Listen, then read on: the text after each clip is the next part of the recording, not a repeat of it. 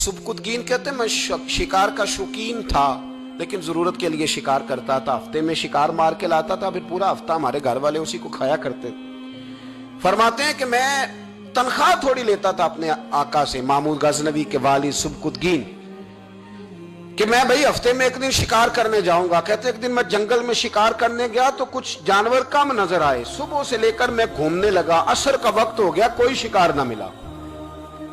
अब मेरे दिल के अंदर यह डर था कि अगर मगरिब मुझे यहीं हो गई तो मुझे कोई दरिंदा, कोई जानवर परेशान करेगा।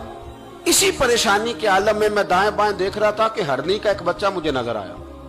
मैंने झट से वो हरनी का बच्चा ही उठा लिया कि आज यही शिकार करूंगा। कहते हैं मैंने उसे घोड़े के आगे रखा, अपने आगे गर्दन की जानिब, और मैंने घोड़े की लगामें इस तेजी से घुमाई कि सर पट घोड़ा दौड़ाया ताकि मगरिब से कबल मैं शहर में पहुंच जाऊं, ये जंगल का इलाका गुजर जाए। कहते हैं मैं बड़ी गर्मी थी, बड़ी प्यास लगी, पर पानी ना पिया ना घोड़े को पिलाया।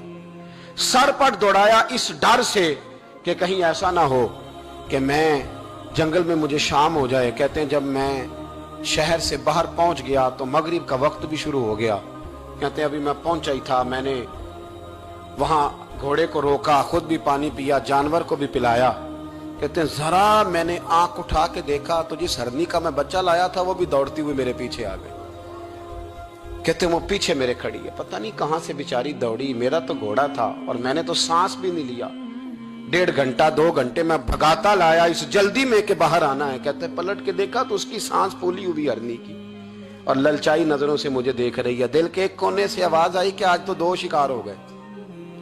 बच्चा तो पकड़ा ही, इसकी मां को भी काबू करता हूं ताकि डबल शिकार हाथ आएगा। कहते हैं फिर अंदर से मेरा दर्द बोला, अंदर से मेरा रहम बोला कि एक मां अपना बच्चा लेने आई है और इस तरह तो उसे तकलीफ नहीं दी जा सकती कि उसे ब्लैकमेल करके मां को भी रख लिया जाए।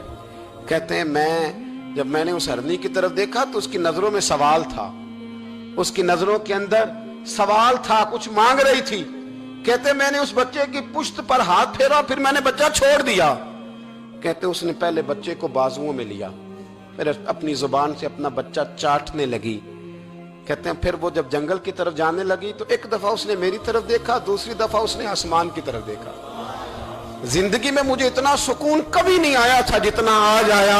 कहते मैं घर गया, इशा की नमाज पढ़ी, बावुजू मैं बिस्तर पे लेट गया।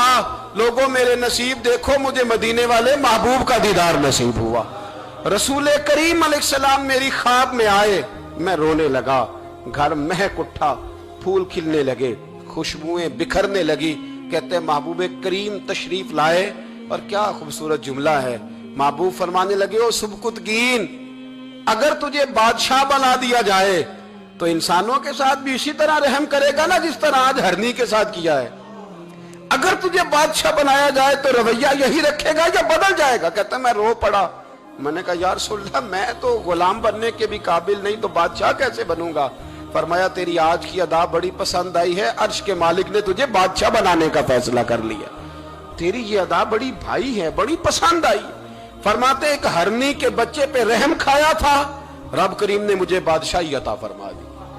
हम ना सियासत से बादशाही लेना चाहते हैं, सियासतदानों के अपनी जेब से इश्तिहार छपवा के बादशाही लेना चाहते हैं, डेरा बना के बादशाही लेना। ना ना ना, बादशाही तो रहम करने से मिलती, बादशाही तो शफकत करने से मिलती, बादशाहियां तो अल्लाह की मखलूक से प्यार करने से मिलती।